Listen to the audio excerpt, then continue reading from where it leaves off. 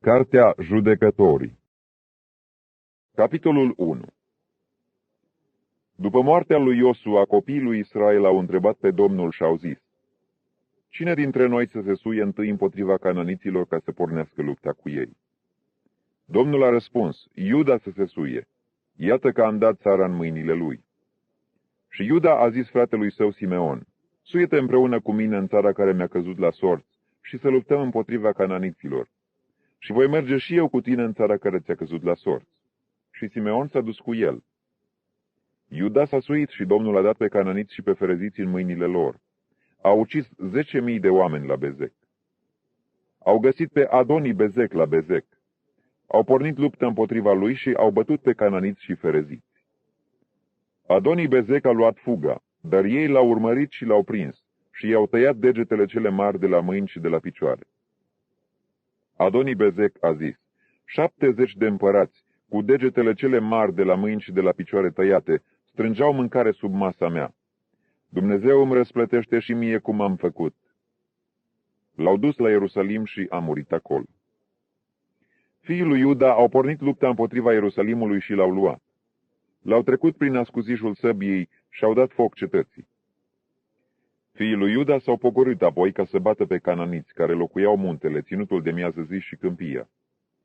Iuda a pornit împotriva cananiților care locuiau la Hebron, numit mai înainte Chiriat Arba, și a bătut pe Șeșai, pe Ahiman și Talmai.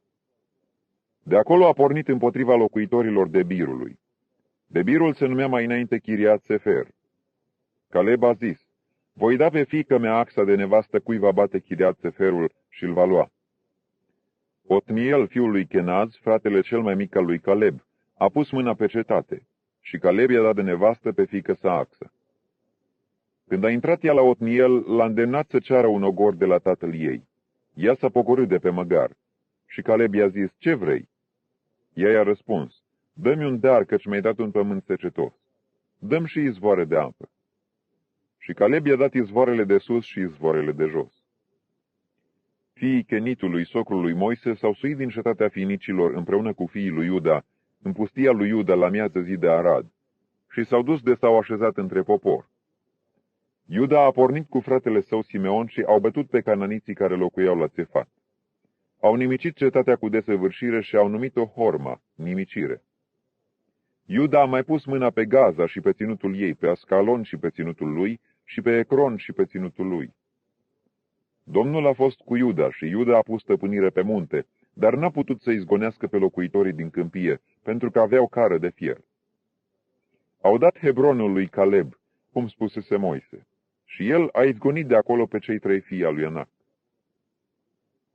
Fiii lui Beniamin n-au izgonit pe iebusiții care locuiau la Ierusalim.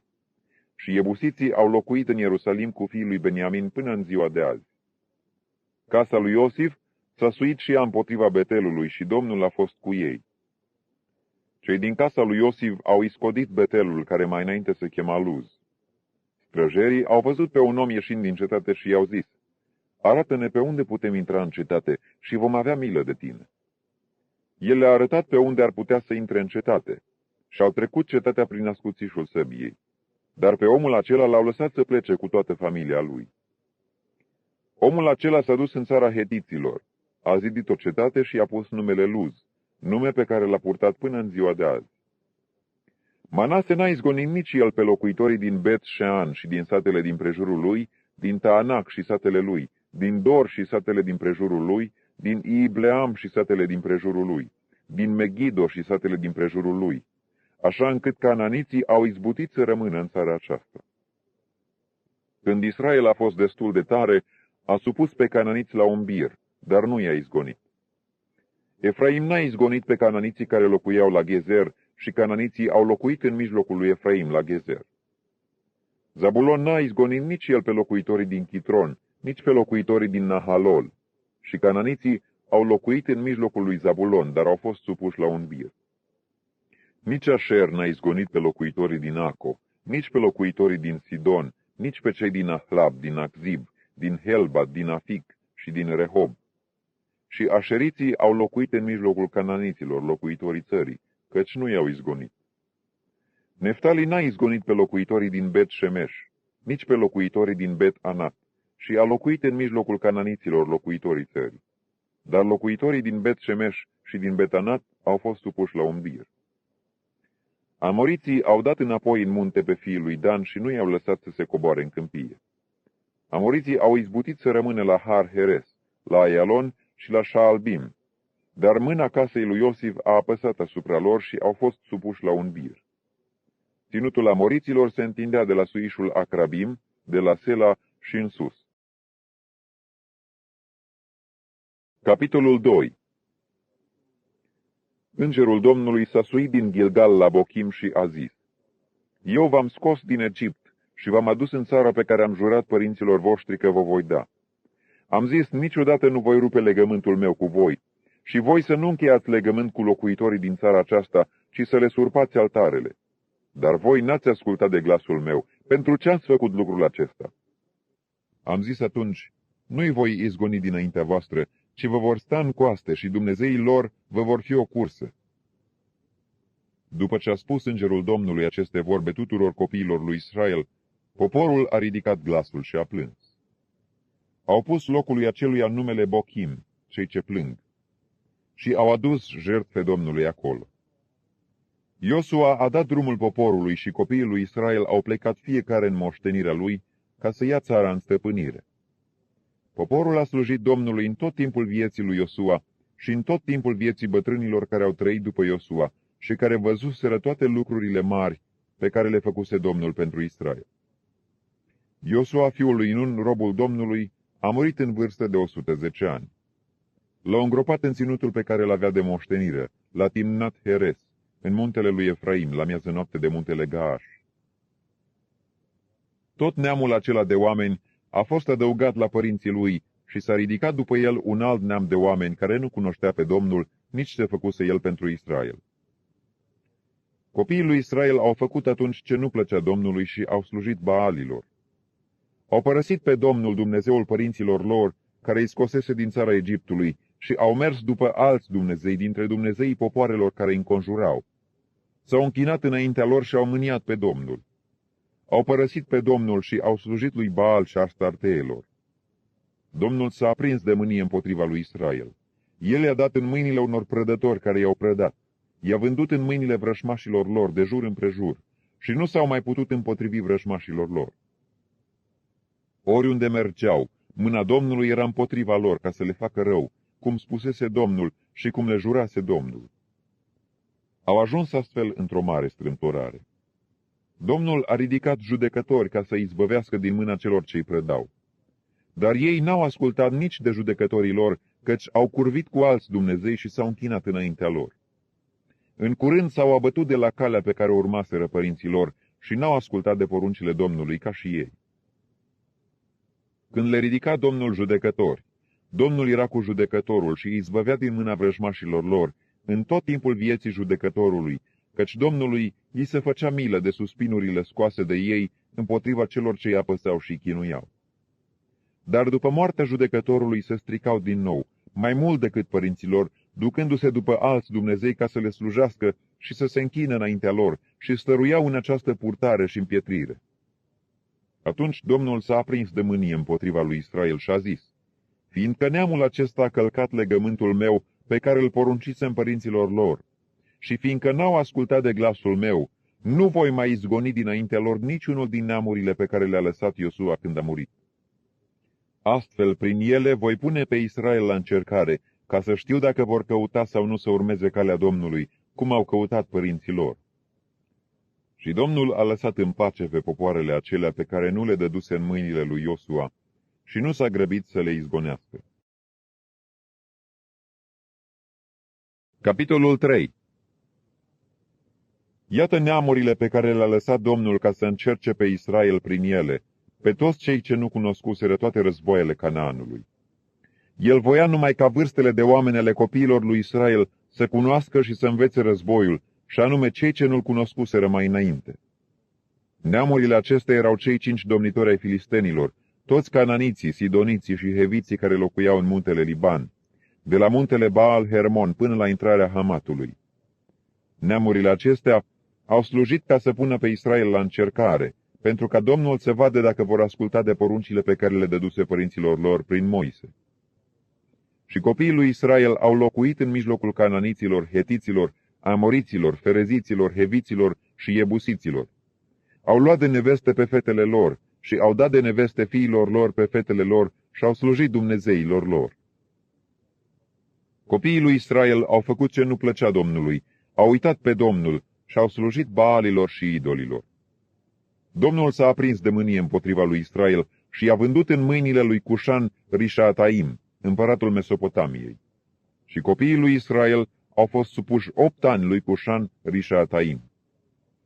Copiii lui Israel au strigat către Domnul și Domnul le-a ridicat un izbăvitor care i-a izbăvit, pe Otniel, fiul lui Kenaz, fratele cel mai mic al lui Caleb. Duhul Domnului a fost peste el. El a ajuns judecător în Israel și a pornit la război. Domnul a dat în mâinile lui pe Cușan Rișataim, împăratul Mesopotamiei, și mâna lui a fost puternică împotriva lui Cușan Rișataim. Țara a avut odihnă 40 de ani și Otniel, fiul lui Kenaz, a murit. Copiii lui Israel au făcut iarăși ce nu plăcea Domnului. Și Domnul a întărit pe Eglon, împăratul Moabului, împotriva lui Israel, pentru că făcuseră ce nu plăcea Domnului. Eglon a strâns la el pe fiii lui Amon și pe amaleciți și a pornit. A bătut pe Israel și a luat cetatea finicilor. Și copiii lui Israel au fost supuși 18 ani lui Eglon, împăratul Moabului. Copiii lui Israel au strigat către Domnul și Domnul le-a ridicat un izbăvitor, pe Ehud, fiul lui Ghera, Beniamitul, care nu se sluja de mâna dreaptă. Copiii lui Israel au trimis prin el un dar lui Eglon, împăratul Moabului. Ehud și-a făcut o sabie cu 2 tăișuri lungă de un cot și a încins-o pe sub haină în partea dreaptă. A dat darul lui Eglon, împăratul Moabului. Eglon era un om foarte gras. Când a isprăvit de dat darul, a dat drumul oamenilor care l-a duseseră. El însuși s-a întors de la petrăriile de lângă Gilgal și a zis: Împărate, am să spun ceva în taină. Împăratul a zis: tăcere. Și toți cei ce erau lângă el au ieșit afară. Ehud a început vorba cu el pe când stătea singur în odaia lui de vară și a zis: Am un cuvânt din partea lui Dumnezeu pentru tine. Eglon s-a sculat de pe scaun. Atunci Ehud a întins mâna stângă, a scos sabia din partea dreaptă și a împlântat-o în pântece. Chiar și mânerul a intrat după fier și grăsimea s-a strâns în jurul fierului, căci n-a putut scoate sabia din pântece, ci a lăsat-o în trup așa cum o înfipsese. Ehud a ieșit prin tindă, a închis ușile de la odaia de sus după el și a tras zăvorul. După ce a ieșit el, au venit slujitorii împăratului și s-au uitat. Și iată că ușile odăii de sus erau închise cu zăvorul.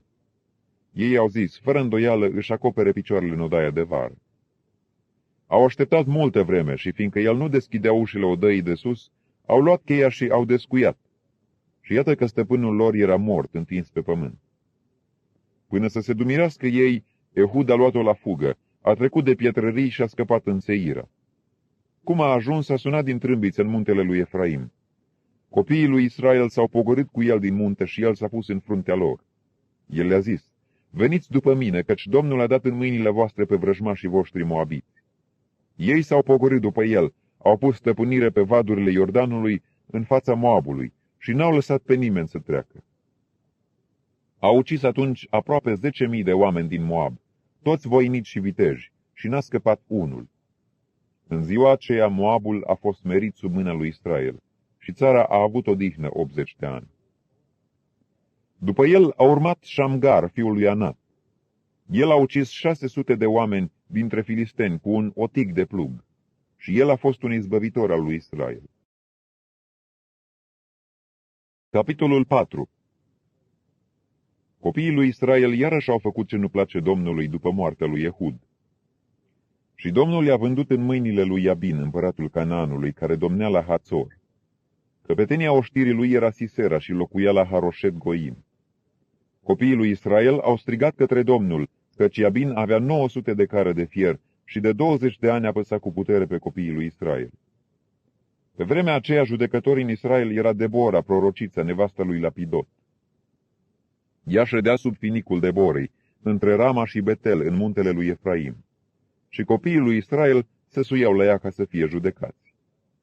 Ea a trimis să cheme pe Barac, fiul lui Abinoam, din Chedeș Neftali, și i-a zis: Iată porunca pe care a dat-o Domnul Dumnezeul lui Israel. Du-te, îndreaptă-te spre muntele Taborului și ia cu tine 10.000 de oameni din copiii lui Neftali și din copiii lui Zabulon. Voi trage spre tine la pârâul Chison pe Sisera, căpetenia oștirii lui Iabin, împreună cu carele și oștile lui, și îl voi da în mâinile tale. Barac i-a zis: Dacă vii tu cu mine, mă voi duce, dar dacă nu vii cu mine, nu mă voi duce. I-a răspuns: Voi merge cu tine, dar nu vei avea slavă în calea pe care mergi, căci Domnul va da pe Sisera în mâinile unei femei. Și Debora s-a sculat și s-a dus cu Barac la Chedeș. Barac a chemat pe Zabulon și Neftali la Chedeș. 10.000 de oameni mergeau în urma lui și Debora a plecat cu el. Heber Chenitul se despărțise de chiniți fiii lui Hobab, socrul lui Moise, și își întinsese cortul până la stejarul Țaanim, lângă Chedeș. Au dat de știre lui Sisera că Barac, fiul lui Abinoam, s-a îndreptat spre muntele Taborului. Și de la Haroshet Goim, Sisera și-a strâns spre pârâul Chisonului toate carele, 900 de care de fier și tot poporul care era cu el. Atunci Debora a zis lui Barac: Scoală-te, căci iată ziua când dă Domnul pe Sisera în mâinile tale. Într-adevăr, Domnul merge înaintea ta. Și Barac s-a repezit de pe muntele Taborului cu 10.000 de oameni după el. Domnul a pus pe fugă dinaintea lui Barac prin ascuțișul săbiei pe Sisera, toate carele lui și toată tabăra. Sisera s-a dat jos din carul lui și a fugit pe jos. Barac a urmărit carele și oștirea până la Haroshet Goim. Și toată oștirea lui Sisera a căzut sub ascuțișul săbiei, fără să fi rămas un singur om. Sisera a fugit pe jos în cortul Iaelei, nevasta lui Heber Chenitul, căci între Iabin, împăratul Hațorului, și casa lui Heber Chenitul era pace. Iael a ieșit înaintea lui Sisera și i-a zis: Intră, domnul meu, intră la mine și nu te teme. El a intrat la ea în cort și el a ascuns sub o învelitoare. El i-a zis: Dă-mi, te rog, puțină apă să beau, căci mi-e sete. Ea a deschis burduful cu lapte, i-a dat să bea și l-a acoperit. El i-a mai zis: Stai la ușa cortului și dacă vine cineva și te întreabă: Este cineva aici? Să răspunzi: Nu. Iar el, nevasta lui Heber, a luat un țăruș de al cortului, a pus mâna pe ciocan, s-a apropiat încet de el și i-a bătut țărușul în tâmplă, așa că a răspuns până în pământ. El a dormise adânc și era rupt de oboseală și a murit. Pe când Barac urmărea pe Sisera, el i-a ieșit înainte și i-a zis: Vino și îți voi arăta pe omul pe care îl cauți. El a intrat la ea și iată că Sisera stătea întins, mort, cu țărușul bătut în tâmplă. În ziua aceea Dumnezeu a smerit pe Iabin, împăratul Canaanului, înaintea copiilor lui Israel. Și mâna copiilor lui Israel a apăsat greu asupra lui Iabin, împăratul Canaanului, până ce au nimicit pe Iabin, împăratul Canaanului. Capitolul 5.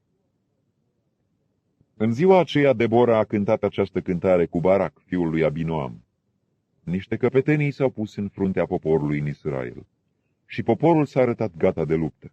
Binecuvântați pe Domnul! Ascultați, împărați! Luați aminte, domnitori! Voi cânta, da, voi cânta Domnului, voi cânta din alăută Domnului Dumnezeului lui Israel. Doamne, când ai ieșit din Seir, când ai plecat din câmpiile Edomului, pământul s-a cutremurat, cerurile au picurat și norii au turnat ape cu găleata. Munții s-au clătinat înaintea Domnului, Sinaiul acela s-a clătinat înaintea Domnului Dumnezeului lui Israel. Pe vremea lui Șamgar, fiul lui Anat, pe vremea Iaelei, drumurile erau părăsite și călătorii apucau pe căi strâmbe. Căpetenile erau fără putere în Israel, fără putere, până când m-am sculat eu, Debora, până când m-am ridicat eu ca o mamă în Israel. El își alesese noi Dumnezei. Atunci războiul era la porți, dar nu vedeai nici scut, nici sulițe la 40.000 în Israel. Inima mea se îndreaptă spre căpetenile lui Israel, spre aceia din popor care s-au arătat gata să lupte. Binecuvântați pe Domnul, voi care călăriți pe măgărițe albe, voi care ședeți pe covoare și voi care umblați pe drum, cântați! Arcașii din mijlocul adăpătoarelor, să laude cu glasul lor binefacerile Domnului, binefacerile cârmuirii sale în Israel. Atunci poporul Domnului s-a pogorât la porți. Trezește-te, trezește-te, Debora! trezește-te, trezește-te și zi o cântare, scoală-te, Barac, și adu-ți robii de război, fiul lui Abinoam. Atunci o rămășiță din popor a biruit pe cei puternici. Domnul mi-a dat biruința asupra celor viteji. Din Efraim au venit locuitorii lui Amalek. După tine a mers Beniamin în oștirea ta. Din Machir au venit căpeteniile și din Zabulon cârmuitorii.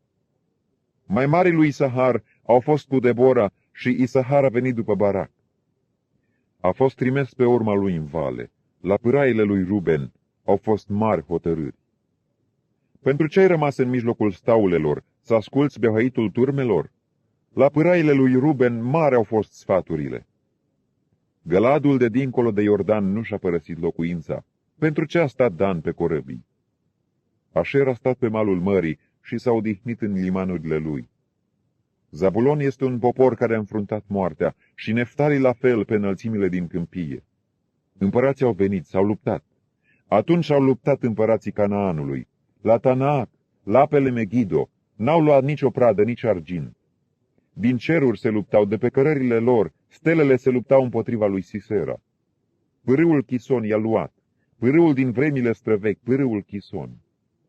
Suflete, calcă în picioare pe viteji. Atunci copitele cailor au răsunat de goana năbădoioasă a războinicilor lor.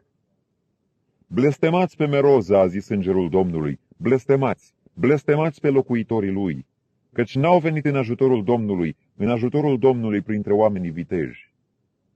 Binecuvântată să fie între femei Iael, nevasta lui Heber, Kenitul, binecuvântată să fie ea între femeile care locuiesc în corturi. El a cerut apă și ea i-a dat lapte.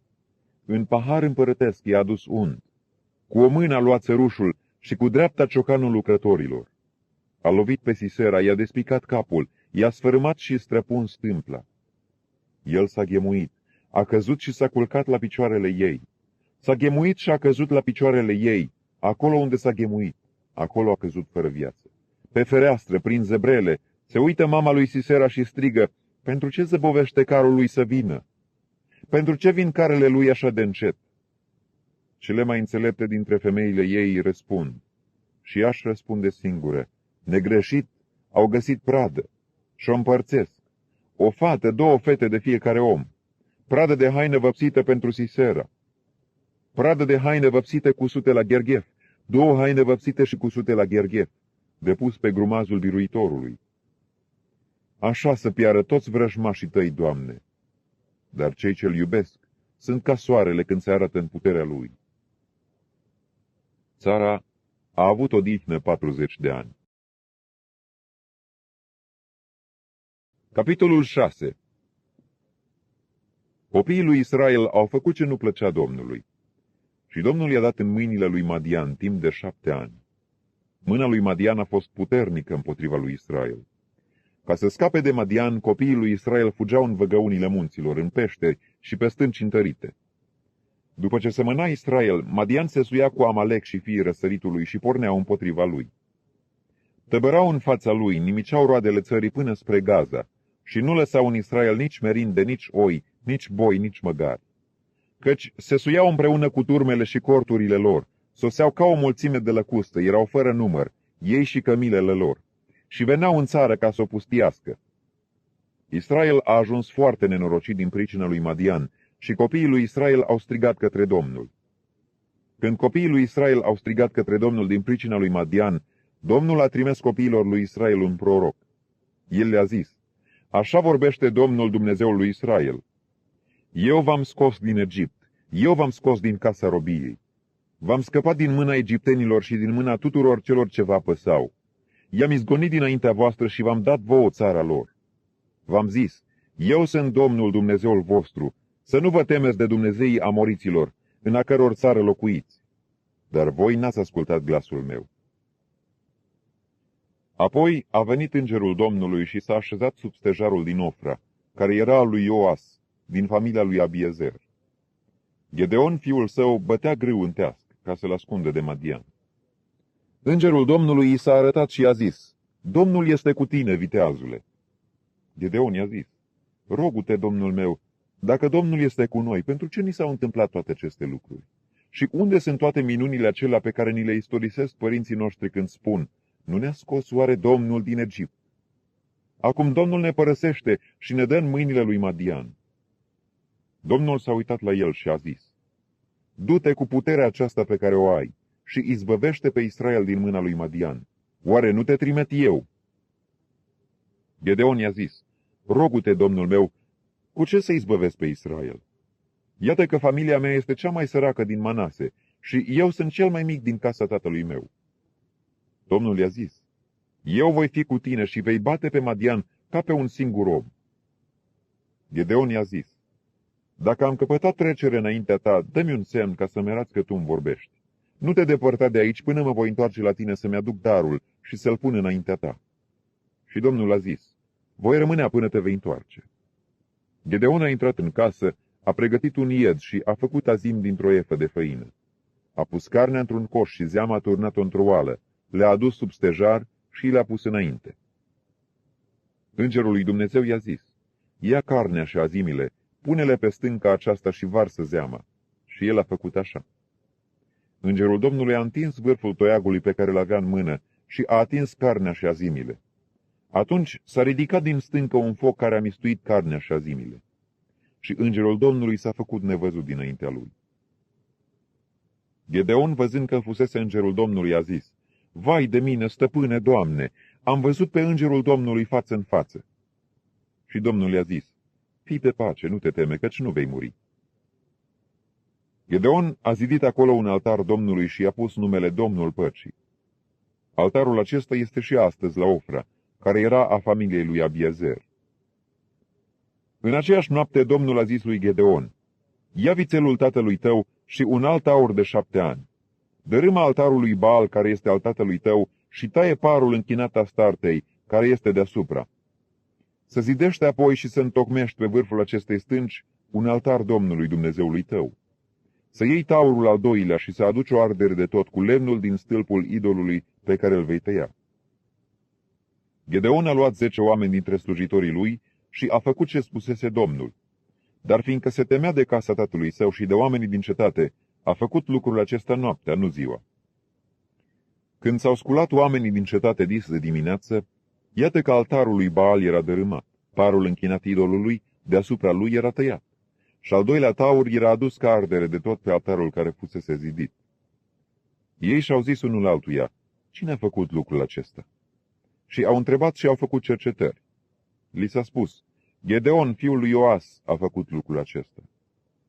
Atunci oamenii din cetate au zis lui Ioas, scoate pe fiul tău ca să moară, căci a dărâmat altarul lui Baal și a tăiat parul sfânt care era deasupra lui. Ioas a răspuns tuturor celor ce s-au înfățișat înaintea lui, oare datoria voastră este să apărați pe Baal? Voi trebuie să-i veniți în ajutor.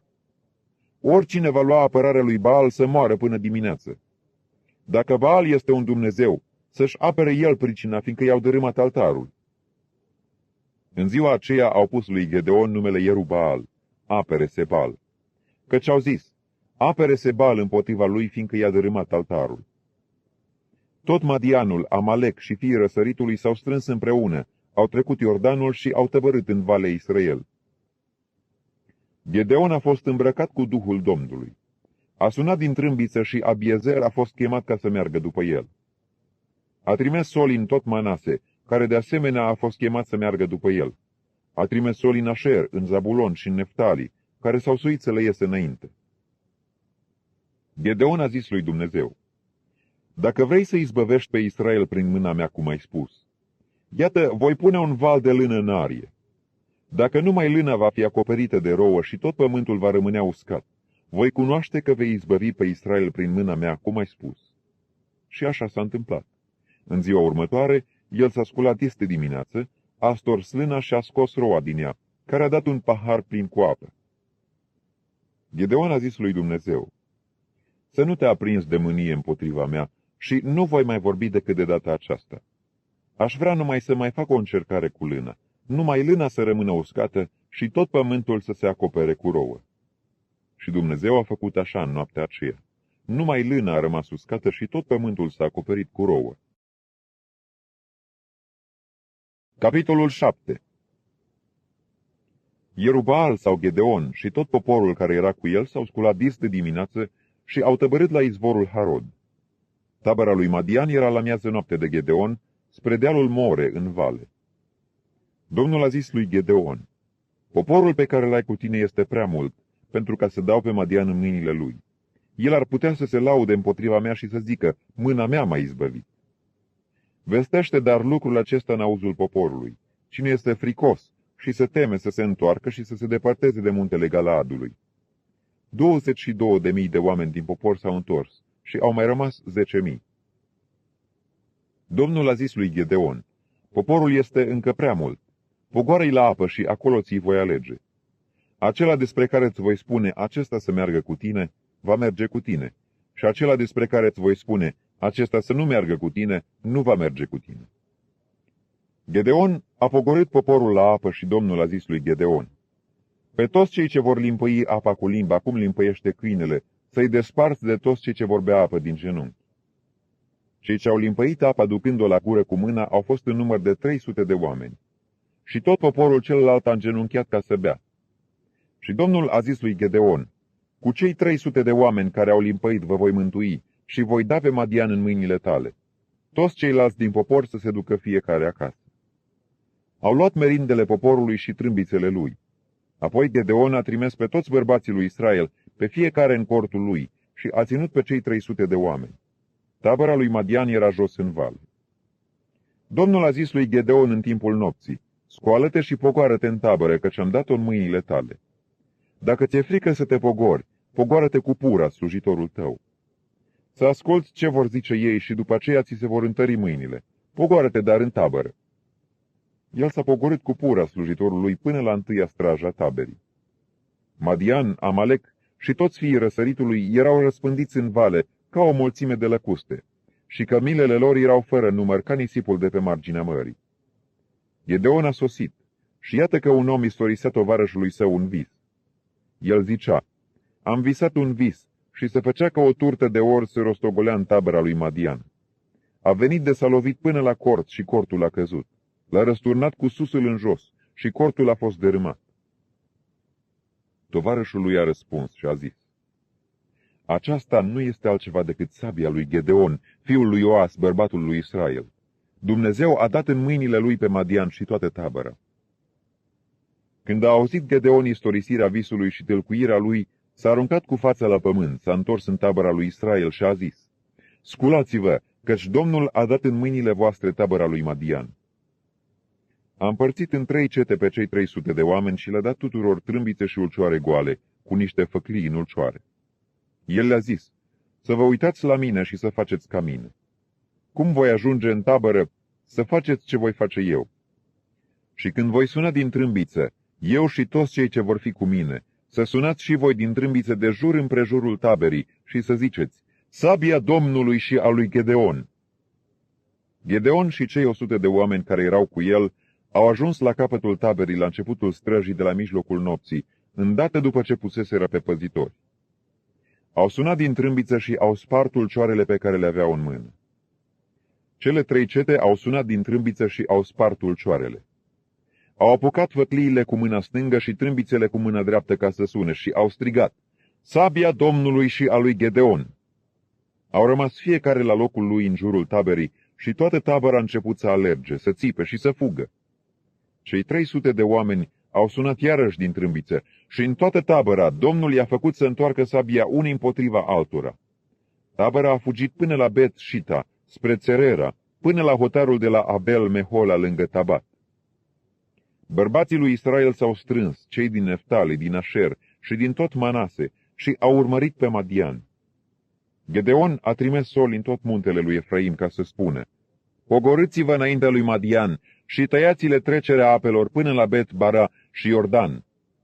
Toți bărbații lui Efraim s-au strâns și au pus stăpânire pe trecerea apelor până la Bet-Bara și Iordan. Au pus mâna pe 2 căpetenii ale lui Madian, Oreb și Zeeb. Au ucis pe Oreb la stânca lui Oreb și au ucis pe Zeeb la teascul lui Zeeb. Au urmărit pe Madian și au adus capetele lui Oreb și Zeeb la Gedeon, de cealaltă parte a Iordanului. Capitolul 8. Bărbații lui Efraim au zis lui Gideon: ce înseamnă felul acesta de purtare față de noi?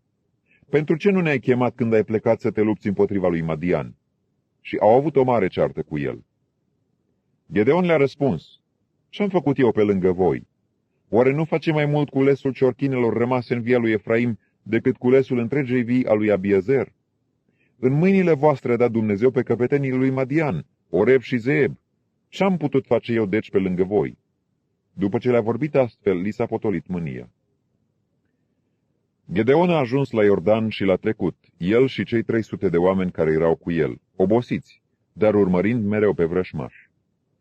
El a zis celor din Sucot: dați, vă rog, câteva pâini poporului care mă însoțește, căci sunt obosiți și sunt în urmărirea lui Zebah și Țalmuna, împărații Madianului. Căpeteniile din Sucot au răspuns: este oare mâna lui Zebah și Țalmuna în stăpânirea ta, ca să dăm pâine oștirii tale? Și Gideon a zis: ei bine, după ce Domnul va da în mâinile noastre pe Zebah și pe Țalmuna, vă voi scărpina carnea cu spini din pustie și cu mărăcini. De acolo s-a suit la Penuel și a făcut celor din Penuel aceeași rugăminte. Ei i-au răspuns cum îi răspunseseră cei din Sucot. Și a zis și celor din Penuel: când mă voi întoarce în pace, voi dărâma turnul acesta. Zebah și Țalmuna erau la Carcor împreună cu oștirea lor de aproape 15.000 de oameni. Toți cei ce mai rămăseseră din toată oștirea fiilor răsăritului, 120.000 de oameni care scoteau sabia, fuseseră uciși. Gideon s-a suit pe drumul celor ce locuiesc în corturi, la răsărit de Nobah și de Iogbeha, și a bătut oștirea care se credea la adăpost. Zebah și Țalmuna au luat fuga. Gideon i-a urmărit, a prins pe cei doi împărați ai Madianului, Zebah și Țalmuna, și a pus pe fugă toată oștirea. Gideon, fiul lui Ioas, s-a întors de la luptă prin suișul Herez. A prins dintre cei din Sucot un tânăr pe care l-a întrebat și care i-a dat în scris numele căpetenilor și bătrânilor din Sucot. Erau 77 de bărbați. Apoi a venit la cei din Sucot și a zis: iată pe Zebah și Țalmuna, pentru care m-ați batjocorit zicând: oare mâna lui Zebah și Țalmuna este în stăpânirea ta, ca să dăm pâine oamenilor tăi obosiți? Și a luat pe bătrânii cetății și a pedepsit pe oamenii din Sucot cu spini din pustie și cu mărăcini. A dărâmat și turnul din Penuel și a ucis pe oamenii cetății. El a zis lui Zebah și lui Țalmuna: cum erau oamenii pe care i-ați ucis la Tabor? Ei au răspuns: erau ca tine, fiecare avea înfățișarea unui fiu de împărat. El a zis: erau frații mei, fiii mamei mele. Viu este Domnul că, dacă i-ați fi lăsat cu viață, nu v-aș ucide. Și a zis lui Ieter, întâiului născut: scoală-te și ucide-i. Dar tânărul nu și-a scos sabia pentru că era teamă, căci era încă un copil. Zebah și Țalmuna au zis: scoală-te tu însuți și ucide-ne, căci cum e omul, așa e și puterea lui. Și Gideon s-a sculat și a ucis pe Zebah și Țalmuna. A luat apoi lunișoarele de la gâtul cămilelor lor. Bărbații lui Israel au zis lui Gideon: domnește peste noi tu și fiul tău și fiul fiului tău, căci ne-ai izbăvit din mâna lui Madian. Gideon le-a zis: eu nu voi domni peste voi, nici fiii mei nu vor domni peste voi, ci Domnul va domni peste voi. Gideon le-a zis: am să vă fac o rugăminte. Dați-mi fiecare verigile de nas pe care le-ați luat ca pradă. Vrăjmașii aveau verigi de aur, căci erau ismaeliți. Ei au zis: ți le vom da cu plăcere. Și au întins o manta pe care a aruncat fiecare verigile pe care le prădase. Greutatea verigilor de aur pe care le-a cerut Gideon a fost de 1700 de sicle de aur, afară de lunișoare, de cercei de aur și hainele de purpură pe care le purtau împărații Madianului și afară de lănțișoarele de la gâtul cămilelor lor. Gideon a făcut din ele un efod și l-a pus în cetatea lui, la Ofra, unde a ajuns o pricină de curvie pentru tot Israelul. Și a fost o cursă pentru Gideon și pentru casa lui. Madianul a fost merit înaintea copiilor lui Israel și n-a mai ridicat capul. Și țara a avut odihnă 40 de ani în timpul vieții lui Gideon. Ierubaal, fiul lui Ioas, s-a întors și a locuit în casa lui. Gideon a avut 70 de fii ieșiți din el, căci a avut mai multe neveste. Țiitoarea lui, care era la Sihem, i-a născut de asemenea un fiu, căruia i-au pus numele Abimelec. Gideon, fiul lui Ioas, a murit după o bătrânețe fericită și a fost îngropat în mormântul tatălui său Ioas, la Ofra, care era a familiei lui Abiezer. După moartea lui Gedeon, copiii lui Israel au început iarăși să curvească cu Baalii și au luat pe Baal Berit ca Dumnezeu al lor. Copiii lui Israel nu și-au adus aminte de Domnul Dumnezeul lor, care îi izbăvise din mâna tuturor vrășmașilor care îi înconjurau. Și n-au ținut la casa lui Ierubaal, a lui Gedeon, după tot binele pe care îl făcuse el lui Israel. Capitolul 9. Abimelec, fiul lui Ierubaal, s-a dus la Sihem, la frații mamei lui, și iată cum le-a vorbit atât lor cât și la toată familia casei tatălui mamei sale. Spuneți, vă rog, în auzul tuturor locuitorilor din Sihem: este mai bine pentru voi ca 70 de oameni, toți fiii ai lui Ierubaal, să stăpânească peste voi, sau un singur om să stăpânească peste voi? Și aduceți-vă aminte că eu sunt os din oasele voastre și carne din carnea voastră. Frații mamei lui au spus toate cuvintele acestea pentru el în auzul tuturor locuitorilor din Sihem, și inima lor s-a plecat spre Abimelec, căci își ziceau: el este frate cu noi. I-au dat 70 de sicli de argint, pe care i-au ridicat din casa lui Baal Berit. Abimelec a cumpărat cu ei pe niște oameni fără căpătâi și neastâmpărați care au mers după el. A venit în casa tatălui său la Ofra și a ucis pe frații săi, fiii lui Ierubaal, 70 de oameni, pe aceeași piatră. N-a scăpat decât Iotam, cel mai tânăr fiu al lui Ierubaal, căci se ascunsese. Toți locuitorii din Sihem și toată casa lui Milo s-au strâns la oaltă și au venit de au făcut împărat pe Abimelec, lângă stejarul sădit în Sihem. Iotam a aflat despre lucrul acesta. S-a dus și s-a așezat pe vârful muntelui Garizim și iată ce le-a strigat el cu glas tare: ascultați-mă, locuitorii Sihemului, și Dumnezeu să vă asculte. Copacii au plecat să ungă un împărat și să-l pună în fruntea lor. Ei au zis măslinului: împărățește peste noi. Dar măslinul le-a răspuns: să împărățesc eu unde lemnul meu, care mi-aduce laude din partea lui Dumnezeu și a oamenilor, ca să mă duc să domnesc peste copaci? Și copacii au zis smochinului: vino tu de împărățește peste noi. Dar smochinul le-a răspuns: să împărăsesc eu dulceața mea și rodul meu cel minunat, ca să mă duc să domnesc peste copaci? Și copacii au zis viței: vino tu și domnește peste noi. Dar vița le-a răspuns: să împărăsesc eu vinul care înveselește pe Dumnezeu și pe oameni, ca să mă duc să domnesc peste copaci? Atunci toți copacii au zis spinului: vino tu și împărățește peste noi. Și spinul a răspuns copacilor: dacă în adevăr vreți să mă ungeți ca împărat al vostru, veniți și adăpostiți-vă sub umbra mea. Altfel, să iasă un foc din spin și să mistuie cedrii Libanului. Acum oare cu adevărat și cu toată curăția ați lucrat voi, făcând împărat pe Abimelec? Ați arătat voi bunăvoință față de Ierubaal și de casa lui? V-ați purtat voi oare cu el potrivit cu slujba pe care v-a făcut-o? Căci tatăl meu s-a luptat pentru voi și-a pus viața în primejdie și v-a izbăvit din mâna lui Madian. Și voi v-ați ridicat împotriva casei tatălui meu, i-ați ucis fiii, 70 de oameni pe aceeași piatră, și ați făcut împărat peste locuitorii din Sihem pe Abimelec, fiul roabei lui, pentru că este fratele vostru. Dacă în adevăr și cu toată curăția v-ați purtat voi astăzi față de Ierubaal și casa lui bine, Abimelec să fie bucuria voastră și voi să fiți bucuria lui. Dacă nu, să iasă un foc din Abimelec și să mistuie pe locuitorii din Sihem și casa lui Milo, și un foc să iasă din locuitorii Sihemului și din casa lui Milo și să mistuie pe Abimelec. Iotam s-a dat în lături și a luat-o la fugă. S-a dus la Beer, unde a locuit departe de fratele său Abimelec. Abimelec stăpânise 3 ani peste Israel. Atunci Dumnezeu a trimis un duh rău între Abimelec și locuitorii Sihemului, și locuitorii Sihemului au fost necredincioși lui Abimelec, pentru ca și cruzimea săvârșită cu cei 70 de fii ai lui Ierubaal să-și ia pedeapsa și sângele lor să cadă asupra fratelui lor Abimelec, care îi ucisese, și asupra locuitorilor Sihemului, care îl ajutaseră să ucidă pe frații săi. Locuitorii Sihemului au pus la pândă împotriva lui pe vârfurile munților niște oameni care jăfuiau pe toți cei ce treceau pe lângă ei pe drum.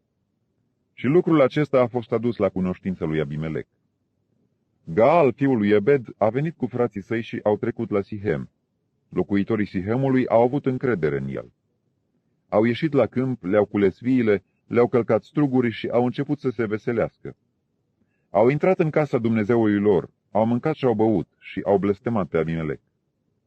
Și Gaal, fiul lui Ebed, zicea: Cine este Abimelec și cine este Sihem ca să slujim lui Abimelec? Nu este el fiul lui Ierubal și nu este Zebul îngrijitorul lui? Slujiți bărbaților lui Hamor, tatăl lui Sihem. De ce să slujim lui Abimelec? O, dacă aș fi eu stăpânul acestui popor, aș răsturna pe Abimelec. Și despre Abimelec zicea: Strângeți oștirea și ieși.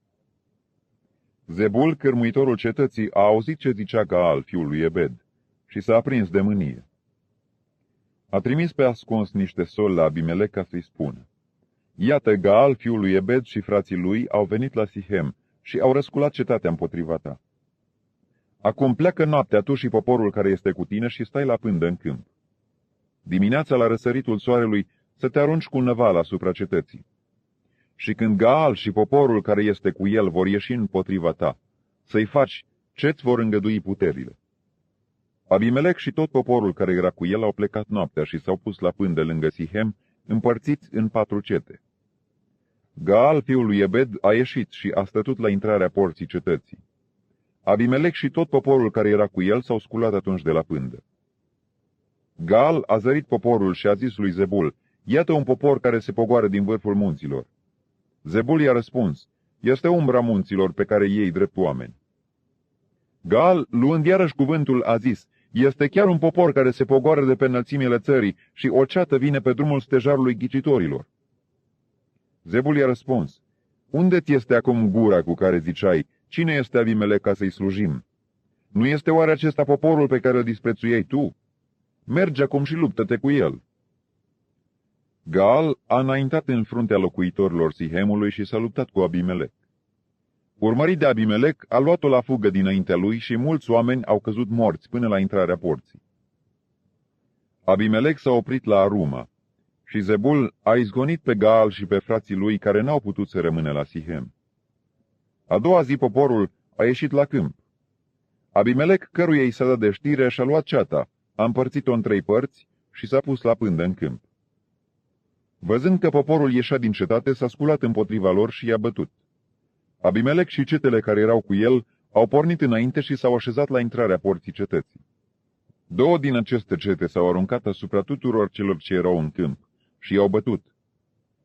Abimelec a bătut cetatea toată ziua, a luat-o și a ucis poporul care se afla în ea. Apoi a dărâmat cetatea până în temelie și a presărat sare peste ea. La auzul acestui lucru, toți locuitorii turnului Sihemului s-au dus în cetățuia casei Dumnezeului Berit. S-a dat de știre lui Abimelec că toți locuitorii turnului Sihemului s-au strâns acolo. Atunci Abimelec s-a suit pe muntele Țalmon, el și tot poporul care era cu el. A luat o secură în mână, a tăiat o ramură de copac, a luat-o și a pus-o pe umăr. Apoi a zis poporului care era cu el: Ați văzut ce am făcut? Grăbiți-vă și faceți și voi ca mine. Și au tăiat fiecare câte o ramură și au mers după Abimelec. Au așezat ramurile lângă cetățuie și i-au dat foc ei și celor ce se aflau în ea. Așa au pierit toți oamenii din turnul Sihemului, în număr de aproape 1000, bărbați și femei. Abimelec a pornit împotriva Tebețului, a împresurat Tebețul și l-a luat. În mijlocul cetății era un turn tare, unde au fugit toți locuitorii cetății, bărbați și femei.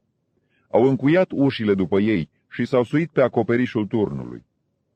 Abimelec a ajuns până la turn, l-a bătut și s-a apropiat de ușa turnului ca să-i pună foc.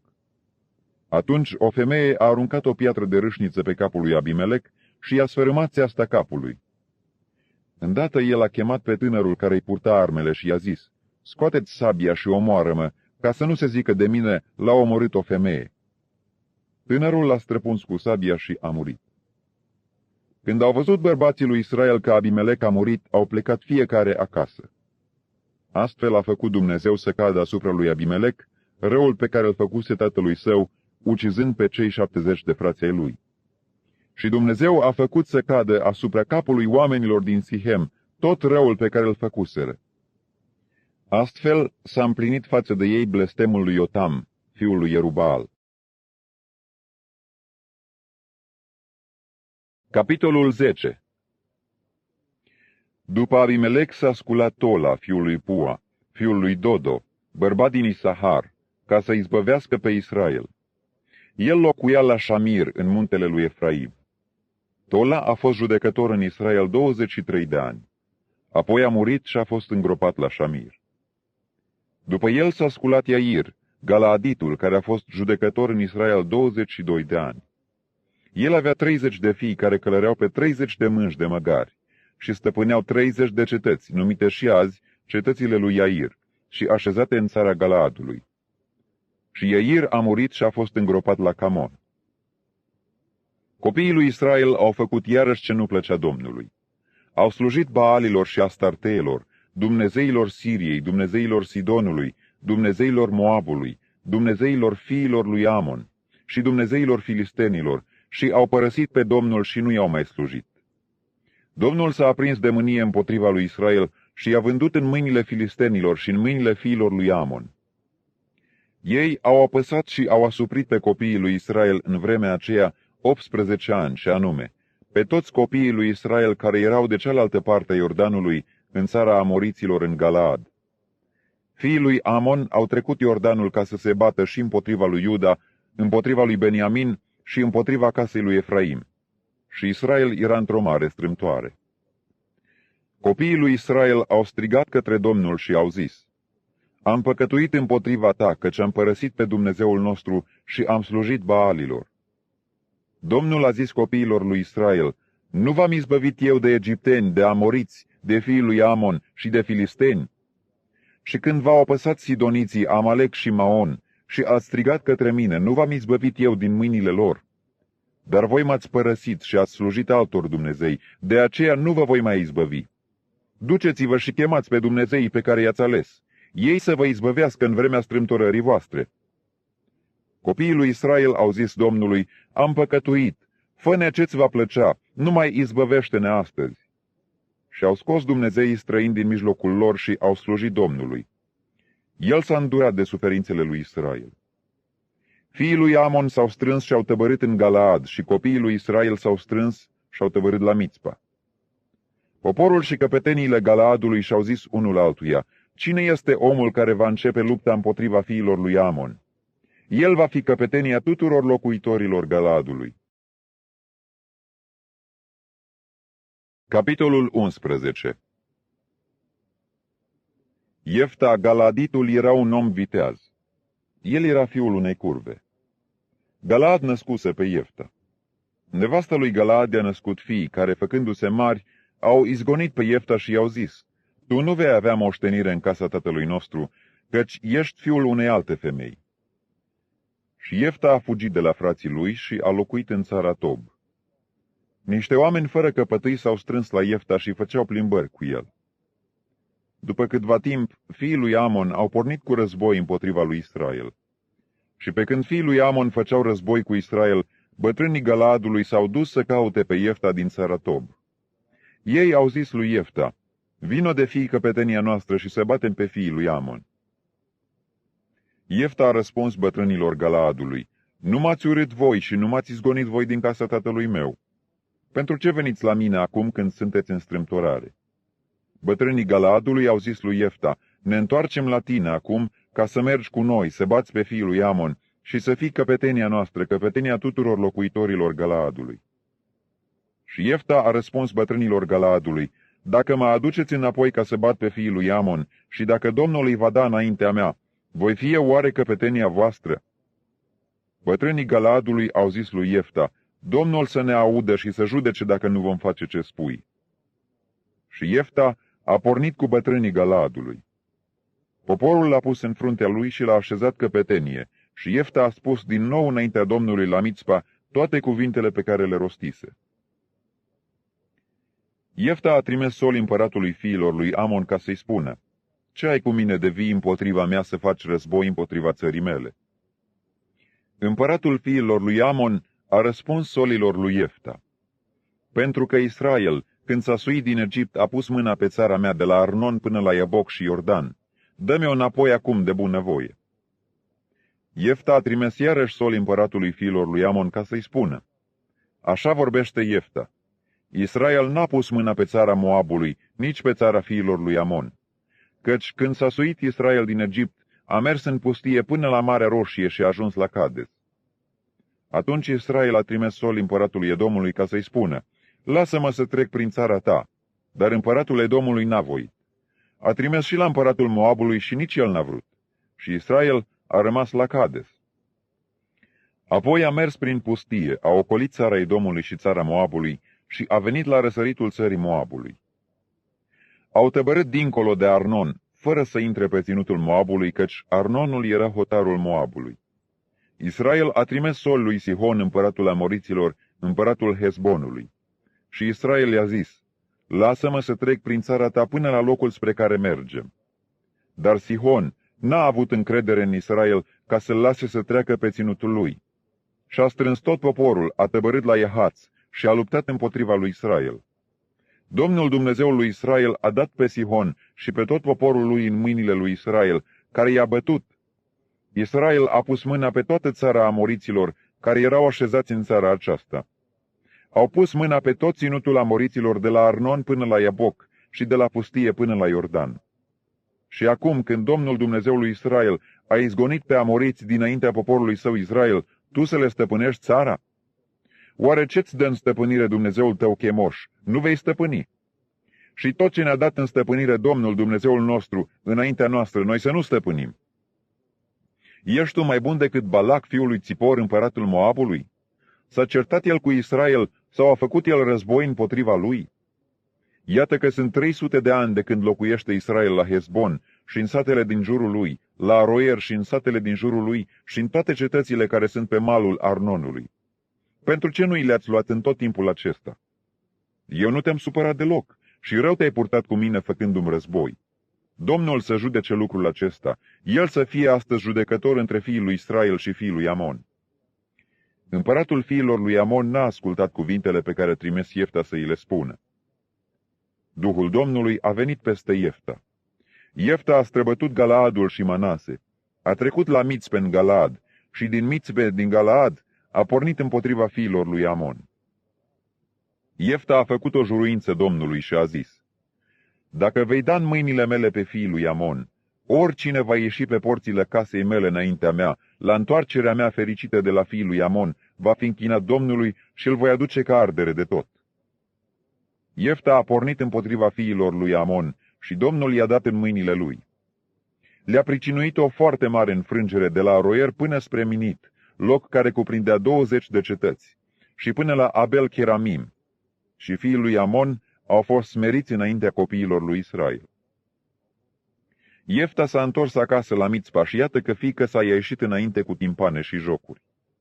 Ea era singurul lui copil, n-avea fii și nicio altă fată.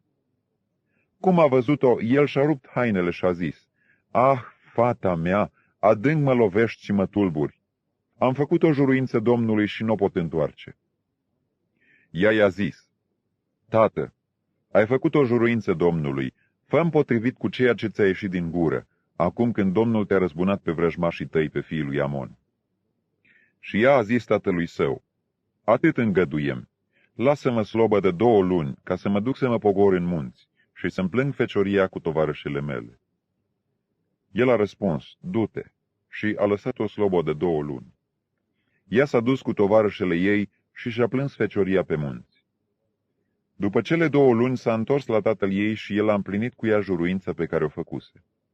Ea nu cunoscuse împreunarea cu bărbat. De atunci s-a făcut în Israel obiceiul că în toți anii fetele lui Israel se duc să prăznuiască pe fiica lui Iefta, Galaditul, 4 zile pe an.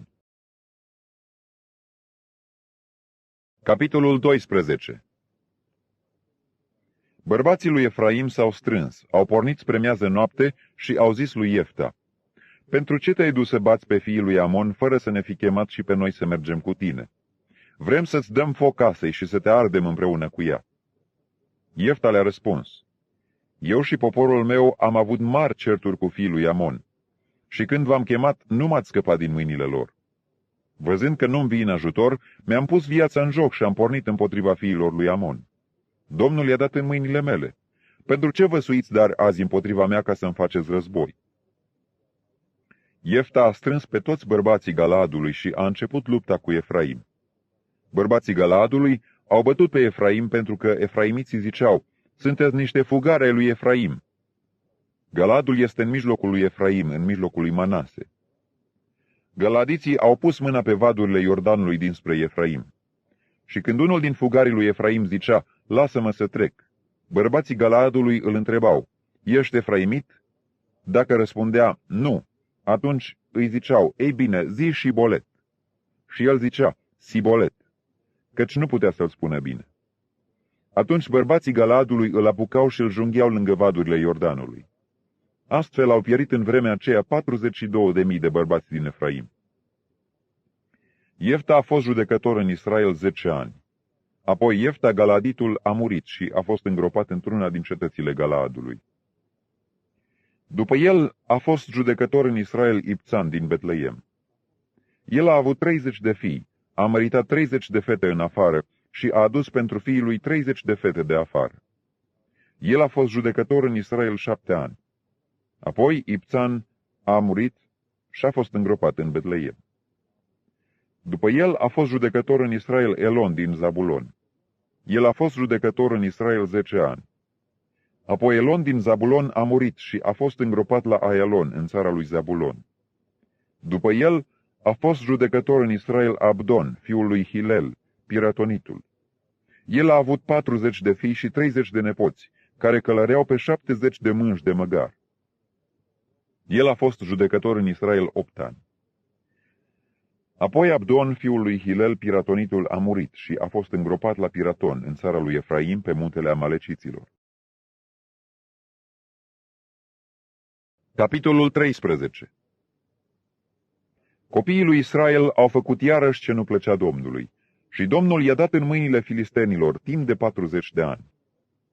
Era un om în Țorea, din familia daniților, care se chema Manoah. Nevastă sa era stearpă și nu năștea. Îngerul Domnului s-a arătat femeii și i-a zis: iată că tu ești stearpă și n-ai copii, dar vei rămânea însărcinată și vei naște un fiu. Acum ia bine seama să nu bei nici vin, nici băutură tare și să nu mănânci nimic necurat, căci vei rămânea însărcinată și vei naște un fiu. Briciul nu va trece peste capul lui, pentru că acest copil va fi închinat lui Dumnezeu din pântecele mamei lui. Și el va începe să izbăvească pe Israel din mâna filistenilor. Femeia s-a dus și a spus bărbatului ei: un om al lui Dumnezeu a venit la mine și avea înfățișarea unui înger al lui Dumnezeu, o înfățișare înfricoșată. Nu l-am întrebat de unde este și nici nu mi-a spus care este numele. Dar mi-a zis: tu vei rămânea însărcinată și vei naște un fiu. Și acum, să nu bei nici vin, nici băutură tare și să nu mănânci nimic necurat, pentru că acest copil va fi închinat lui Dumnezeu din pântecele maicii lui, până în ziua morții lui. Manoah a făcut Domnului următoarea rugăciune: Doamne, te rog să mai vină odată la noi omul lui Dumnezeu pe care l-ai trimis și să ne învețe ce să facem pentru copilul care se va naște. Dumnezeu a ascultat rugăciunea lui Manoah și îngerul lui Dumnezeu a venit iarăși la femeie. Ea ședea într-un ogor și Manoah, bărbatul ei, nu era cu ea. Ea a alergat repede să dea de veste bărbatului ei și i-a zis: iată că omul care venise în cealaltă zi la mine mi s-a arătat iarăși. Manoah s-a sculat, a mers după nevastă sa, s-a dus la omul acela și i-a zis: tu ai vorbit femeii acesteia? El a răspuns: eu. Manoah a zis: acum dacă se va împlini cuvântul tău, ce va trebui să păzim cu privire la copil și ce va fi de făcut?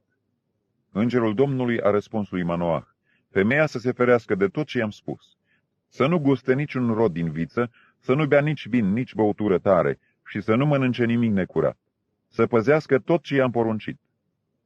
Manoah a zis îngerului Domnului: îngăduiește-mi să te opresc și să-ți pregătesc un ied. Îngerul Domnului a răspuns lui Manoah: chiar dacă m-ai opri, n-aș mânca din bucatele tale. Dar dacă vrei să aduci o ardere de tot, să o aduci Domnului. Manoah nu știa că este îngerul Domnului. Și Manoah a zis îngerului Domnului: care ți este numele, ca să-ți aducem slavă când se va împlini cuvântul tău? Îngerul Domnului a răspuns: pentru ce îmi cer numele? El este minunat. Manoah a luat iedul și darul de mâncare și a adus jertfă Domnului pe stâncă. S-a făcut o minune în timp ce Manoah și nevastă sa priveau. Pe când flacăra se suia de pe altar spre cer, îngerul Domnului s-a suit în flacăra altarului. Văzând lucrul acesta, Manoah și nevastă s-au căzut cu față la pământ. Îngerul Domnului nu s-a mai arătat lui Manoah și nevestei lui. Atunci Manoah a înțeles că este îngerul Domnului și a zis nevestei sale: vom muri, căci am văzut pe Dumnezeu. Nevastă sa i-a răspuns: dacă ar fi vrut Domnul să ne omoare, n-ar fi primit din mâinile noastre arderea de tot și darul de mâncare, nu ne-ar fi arătat toate acestea și nu ne-ar fi făcut să auzim acum asemenea lucruri. Femeia a născut un fiu și i-a pus numele Samson. Copilul a crescut și Domnul l-a binecuvântat, și Duhul Domnului a început să-l miște la Mahane, Dan, între Țorea și Eștaol. Capitolul 14. Samson s-a pogorât la Timna și a văzut acolo o femeie din fetele filistenilor. Când s-a suit înapoi, a spus lucrul acesta tatălui său și mamei sale și a zis: am văzut la Timna o femeie din fetele filistenilor, luați-mi-o acum de nevastă. Tatăl său și mama sa i-au zis: nu este nicio femeie între fetele fraților tăi și în tot poporul nostru de te duci să-ți iei nevastă de la filisteni care sunt netăiați împrejur? Și Samson a zis tatălui său: ia-mi-o, căci îmi place. Tatăl său și mama sa nu știau că lucrul acesta venea de la Domnul, căci Samson căuta un prilej de ceartă din partea filistenilor. În vremea aceea, filistenii stăpâneau peste Israel.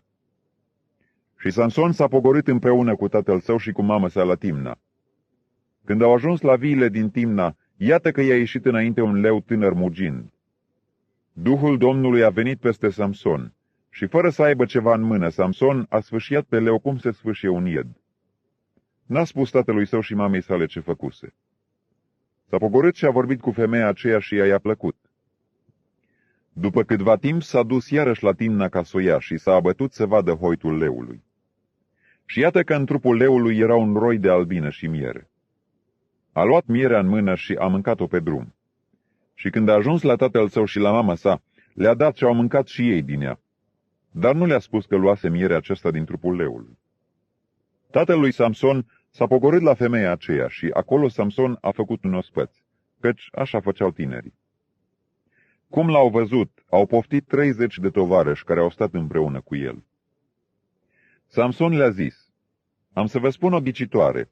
Dacă mi-o veți ghici în cele 7 zile ale ospățului și dacă o veți dezlega, vă voi da 30 de cămăși și 30 de haine de schimb. Dar dacă nu veți ghici, să-mi dați voi 30 de cămăși și 30 de haine de schimb. Ei au zis: spune-ne ghicitoarea ta să o auzim.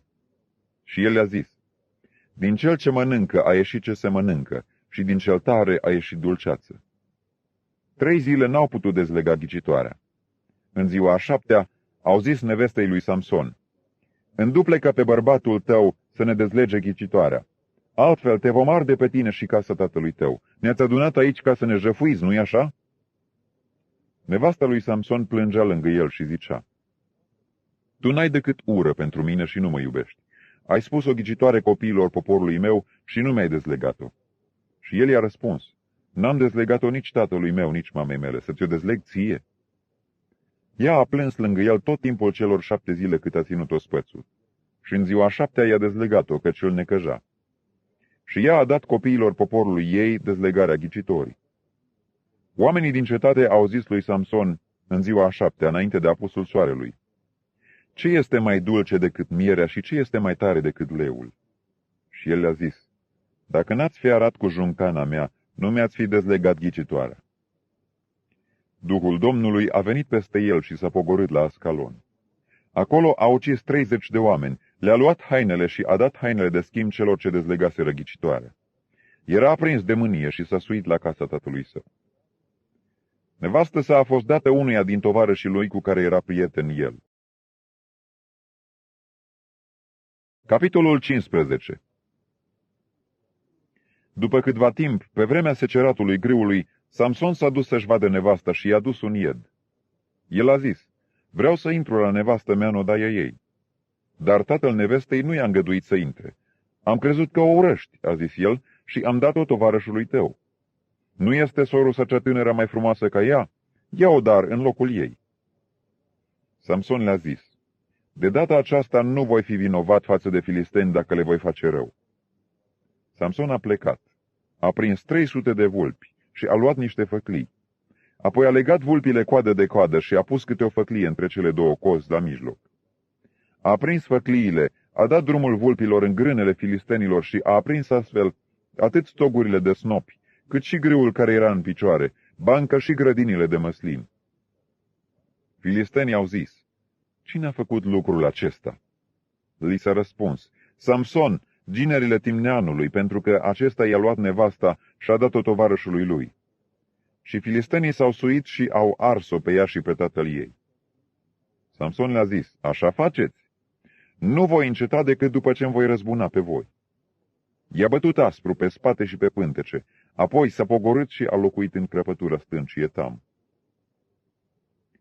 Atunci filistenii au pornit, au tăbărât în Iuda și s-au întins până la Lehi. Bărbații din Iuda au zis: pentru ce v-ați suit împotriva noastră? Ei au răspuns: ne-am suit să legăm pe Samson, ca să-i facem așa cum ne-a făcut el nouă. Atunci 3000 de bărbați din Iuda s-au pogorât la crăpătura stâncii Etam și au zis lui Samson: nu știi că filistenii stăpânesc peste noi? Ce ne-ai făcut deci? El le-a răspuns: le-am făcut așa cum mi-am făcut și ei mie. Ei i-au zis: noi ne-am pogorât să te legăm ca să te dăm în mâinile filistenilor. Samson le-a zis: jurați-mi că nu mă veți omorî. Ei i-au răspuns: nu, vrem numai să te legăm și să te dăm în mâinile lor, dar nu te vom omorî. Și l-au legat cu 2 funii noi și l-au scos din stâncă. Când a ajuns la Lehi, filistenii au început să strige de bucurie înaintea lui. Atunci Duhul Domnului a venit peste el. Funiile pe care le avea la brațe s-au făcut ca niște fire de in ars în foc și legăturile i-au căzut de pe mâini. El a găsit o falcă de măgar neuscată încă, a întins mâna și a luat-o și a ucis cu ea 1000 de oameni. Și Samson a zis: cu o falcă de măgar, o grămadă, 2 grămezi, cu o falcă de măgar am ucis 1000 de oameni. După ce a isprăvit de vorbit, a aruncat falca din mână și locul acela s-a numit Ramat Lehi, aruncarea fălcii. Fiindu-i foarte sete, a strigat către Domnul și a zis: tu ai îngăduit prin mâna robului tău această mare izbăvire și acum să mor de sete și să cad în mâinile celor netăiați împrejur. Dumnezeu a despicat crăpătura stâncii din Lehi și a ieșit apă din ea. Samson a băut, duhul i s-a întremat și s-a înviorat. De aceea s-a numit izvorul acela En-Hakore, izvorul celui ce strigă. El este și astăzi la Lehi. Samson a fost 20 de ani judecător în Israel pe vremea filistenilor. Capitolul 16. Samson a plecat la Gaza. Acolo a văzut o curvă și a intrat la ea. S-a spus oamenilor din Gaza: Samson a venit aici. Și l-au înconjurat și au pândit toată noaptea la poarta cetății. Au stat liniștiți toată noaptea și au zis: când se va lumina de ziua, îl vom omorî. Samson a rămas culcat până la miezul nopții. Pe la miezul nopții s-a sculat și a apucat porțile cetății cu amândoi stâlpii, le-a scos împreună cu zăvorul, le-a pus pe umeri și le-a dus pe vârful muntelui din fața Hebronului. După aceea a iubit pe o femeie în Valea Sorec. Ea se numea Dalila. Domnitorii filistenilor s-au suit la ea și i-au zis: întuplecă-l și află de unde-i vine puterea lui cea mare și cum am putea să-l biruim, ca să-l legăm și să-l slăbim și îți vom da fiecare câte 1100 de sicli de argint. Dalila a zis lui Samson: spune-mi, te rog, de unde-ți vine puterea ta cea mare și cu ce ar trebui să fii legat ca să fii biruit? Samson i-a zis: dacă aș fi legat cu 7 funii noi, care să nu fie uscate încă, aș slăbi și aș fi ca orice alt om. Domnitorii filistenilor au adus Dalilei 7 funii noi, neuscate încă. Și ea l-a legat cu funiile acestea. Iar niște oameni stăteau la pândă la ea într-o odaie. Ea i-a zis: filistenii sunt asupra ta, Samson. Și el a rupt funiile cum se rupe o ață de câlți când se atinge de foc. Și astfel n-au știut de unde-i venea puterea. Dalila a zis lui Samson: vezi, ți-ai bătut joc de mine, mi-ai spus minciuni. Acum te rog, arată-mi cu ce trebuie să fii legat. El i-a zis: dacă aș fi legat cu funii noi, care să nu fi fost întrebuințate niciodată, aș slăbi și aș fi ca orice alt om. Dalila a luat niște funii noi și l-a legat cu ele. Apoi a zis: filistenii sunt asupra ta, Samson. iar niște oameni stăteau la pândă într-o odaie. Și el a rupt funiile de la brațe ca pe o oață. Dalila a zis lui Samson: până acum ți-ai bătut joc de mine și mi-ai spus minciuni. Spune-mi cu ce trebuie să fii legat. El i-a zis: n-ai decât să împletești cele 7 șuvițe de păr din capul meu în urzeala țăsăturii. Și ea le-a pironit cu un cui de lemn în pământ. Apoi i-a zis: filistenii sunt asupra ta, Samson. Și el s-a trezit din somn și a smuls cuiul de lemn din pământ cu urzeală cu tot. Ea i-a zis: cum poți spune te iubesc, când inima ta nu este cu mine? Iată că de 3 ori ți-ai bătut joc de mine și nu mi-ai spus de unde îți vine puterea ta cea mare. Încă ea îl necăja și îl chinuia în fiecare zi cu stăruințele ei, sufletul i s-a umplut de o neliniște de moarte și a deschis toată inima față de ea și i-a zis: briciul n-a trecut peste capul meu, pentru că sunt închinat Domnului din pântecele maicii mele. Dacă aș fi ras, puterea m-ar părăsi, aș slăbi și aș fi ca orice alt om. Dalila, văzând că își deschisese toată inima față de ea, a trimis să cheme pe domnitorii filistenilor și a pus să le spună: suiți-vă de data aceasta, căci mi-a deschis toată inima lui. Și domnitorii filistenilor s-au suit la ea și au adus argintul în mâini. El a adormit pe genunchii ei și, chemând un om, a ras cele 7 șuvițe de pe capul lui Samson și a început astfel să-l slăbească. El și-a pierdut puterea. Atunci ea a zis: filistenii sunt asupra ta, Samson. Și el s-a trezit din somn și a zis: voi face ca și mai înainte și mă voi scutura. Nu știa că Domnul se depărtase de el. Filistenii l-au apucat și i-au scos ochii, l-au pogorât la Gaza și l-au legat cu niște lanțuri de aramă. El învârtea la râșniță în temniță. Dar părul capului lui a început iarăși să crească după ce fusese ras. Și domnitorii filistenilor s-au strâns ca să aducă o mare jertfă Dumnezeului lor, Dagon, și ca să se veselească. Ei ziceau: Dumnezeul nostru a dat în mâinile noastre pe Samson, vrăjmașul nostru. Și când l-a văzut poporul, au lăudat pe Dumnezeul lor zicând: Dumnezeul nostru a dat în mâinile noastre pe vrăjmașul nostru, pe acela care ne pustia țara și ne înmulțea morții. În bucuria inimilor au zis: chemați pe Samson ca să ne desfăteze. Au scos pe Samson din temniță și el a jucat înaintea lor. L-au așezat între stâlpi. Și Samson a zis tânărului care îl ținea de mână: lasă-mă ca să mă pot atinge de stâlpii pe care se rează-mă casa și să mă razim de ei. Casa era plină de bărbați și de femei. Toți domnitorii filistenilor erau acolo și pe acoperiș erau aproape 3000 de inși, bărbați și femei, care priveau la Samson cum juca. Atunci Samson a strigat către Domnul și a zis: Doamne Dumnezeule, adu-ți aminte de mine, te rog. Dumnezeule, dă-mi putere numai de data aceasta și cu o singură lovitură să-mi răzbun pe filisteni pentru cei 2 ochi ai mei. Și Samson a îmbrățișat amândoi stâlpii de la mijloc, pe care se sprijinea casa, și s-a rezemat de ei. Unul era la dreapta lui și altul la stânga. Samson a zis: să mor împreună cu filistenii. S-a plecat cu toată puterea și casa a căzut peste domnitori și peste tot poporul care era acolo. Cei pe care i-a prăpădit la moartea lui au fost mai mulți decât cei pe care i-o omorâse în timpul vieții. Frații lui și toată casa tatălui său s-au pogorât și l-au luat. Când s-au suit înapoi, l-au îngropat între Țorea și Eștaol, în mormântul tatălui său Manoah. El fusese judecător în Israel 20 de ani. Capitolul 17. Era un om din muntele lui Efraim numit Mica. El a zis mamei sale: cei 1100 de sicli de argint care ți s-au luat și pentru care ai blestemat chiar în auzul urechilor mele, argintul acesta este în mâinile mele, eu îl luasem. Și mama sa a zis: binecuvântat să fie fiul meu de Domnul. El a dat înapoi mamei sale cei 1100 de sicli de argint. Și mama sa a zis: închin cu mâna mea argintul acesta Domnului, ca să fac cu el fiului meu un chip cioplit și un chip turnat. Și astfel ți-l voi da înapoi. El a dat argintul înapoi mamei sale. Mama sa a luat 200 de sicli de argint și a dat argintul la argintar, care a făcut din el un chip cioplit și un chip turnat. Chipurile au fost aduse în casa lui Mica. Mica acesta avea o casă a lui Dumnezeu. A făcut un efod și terafim și a sfințit pe unul din fiii lui ca preot. În vremea aceea nu era împărat în Israel, fiecare făcea ce-i plăcea. Era un tânăr în Betleemul lui Iuda, din familia lui Iuda.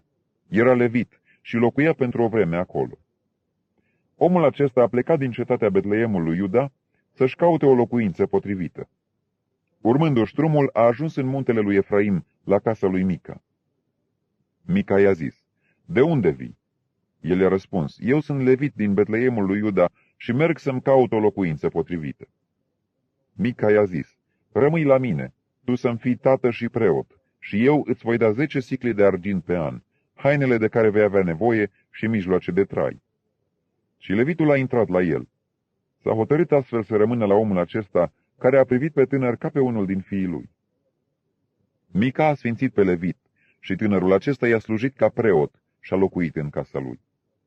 Și Mica a zis: "Acum știu că Domnul îmi va face bine, fiindcă am ca preot pe levitul acesta." Capitolul 18. În vremea aceea nu era împărat în Israel, și seminția daniților își căuta o moșie ca să se așeze în ea, căci până în ziua aceea nu-i căzuse la sorți nicio moștenire în mijlocul semințiilor lui Israel. Fiii lui Dan au luat dintre ei toți, din familiile lor, 5 oameni viteji pe care i-au trimis din Sorea și din Eștaol, să-i scodească țara și să o cerceteze. Ei le-au zis: "Duceți-vă și cercetați țara." Ei au ajuns în muntele lui Efraim, la casa lui Mica, și au rămas peste noapte acolo. Când erau aproape de casa lui Mica, au cunoscut glasul tânărului levit, s-au apropiat și i-au zis: "Cine te-a adus aici? Ce faci tu în locul acesta? Și ce ai aici?" El le-a răspuns: "Mica face cutare și cutare lucru pentru mine, îmi dă o simbrie și eu îi sunt preot." Ei i-au zis: "Întreabă pe Dumnezeu ca să știm dacă vom avea noroc în călătoria noastră." Și preotul le-a răspuns: "Duceți-vă în pace, călătoria pe care o faceți este sub privirea Domnului." Cei 5 oameni au plecat și au ajuns în Lais. Au văzut poporul de acolo trăind la adăpost, în felul sidoniților, liniștit și fără grijă. În țară nu era nimeni care să le facă cel mai mic neajuns, stăpânind peste ei. Erau departe de sidoniți și n-aveau nicio legătură cu alți oameni. S-au întors la fraților în Sorea și Eștaol și fraților le-au zis: "Ce veste ne aduceți?" "Haide," m-au răspuns ei, "să ne suim împotriva lor, căci am văzut țara și iată că era foarte bună." "Ce? Stați și nu ziceți nimic? Nu fiți leneși și porniți să puneți stăpânire pe țara aceasta. Când veți intra în ea, veți da peste un popor care stă fără frică. Țara este mare și Dumnezeu a dat-o în mâinile voastre. Este un loc unde nu lipsește nimic din tot ce este pe pământ." 600 de oameni din familia lui Dan au pornit din Sorea și Eștaol, încinși cu armele lor de război. S-au suit și au tăbărât la Chiriat Iarim în Iuda. De aceea locul acesta, care este înapoi a lui Chiriat Iarim, a fost chemat până în ziua de azi Mahane Dan, tabăra lui Dan. Au trecut de acolo în muntele lui Efraim și au ajuns până la casa lui Mica. Atunci cei 5 oameni care se duseseră să-i scodească țara Lais au luat cuvântul și au zis fraților lor: "Știți că în casele acestea este un efod, terafim, un chip cioplit și un chip turnat. Vedeți acum ce aveți de făcut." Ei s-au abătut pe acolo, au intrat în casa tânărului levit, în casa lui Mica, și l-au întrebat de sănătate. Cei 600 de oameni din fiii lui Dan, încinși cu armele lor de război, stăteau la intrarea porții. Și cei 5 oameni care se duseseră să-i scodească țara s-au suit și au intrat în casă. Au luat chipul cioplit, efodul, terafimii și chipul turnat, în timp ce preotul era la intrarea porții cu cei 600 de oameni încinși cu armele lor de război. Când au intrat în casa lui Mica și au luat chipul cioplit, efodul, terafimii și chipul turnat, preotul le-a zis: "Ce faceți?" Ei au răspuns: "Taci, puneți mâna la gură și vină cu noi, să ne fii părinte și preot." Mai bine este să fii preot la casa unui singur om sau să fii preotul unei seminții și unei familii din Israel. Preotul s-a bucurat în inima lui. A luat efodul, terafimii și chipul cioplit și s-a unit cu ceata poporului. Au pornit iarăși la drum și au plecat, punând înaintea lor copiii, vitele și calabalecurile. După ce se depărtaseră bine de casa lui Mica, oamenii care locuiau în casele vecine cu a lui Mica s-au strâns și au urmărit pe fiii lui Dan. Au strigat după fiii lui Dan, care s-au întors și au zis lui Mica: "Ce ai și ce înseamnă gloata aceasta de oameni?" El a răspuns, Dumnezeii mei pe care mi-i făcusem, mi-ați luat împreună cu preotul și ați plecat. Ce mai rămâne? Cum puteți dar să-mi spuneți ce ai? Fiii lui Dan i-au zis, să nu-ți auzim glasul, căci altfel niște oameni amărâți se vor arunca asupra voastră și te vei pierde și pe tine și pe cei din casă ta. Și fiii lui Dan și-au văzut mai departe de drum.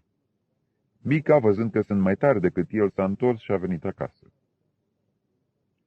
Au ridicat dar ce făcuse Mica și au luat pe preotul care era în slujba lui și s-au năpustit asupra Laisului, asupra unui popor liniștit și în pace. L-au trecut prin ascuțișul săbiei și au ars cetatea.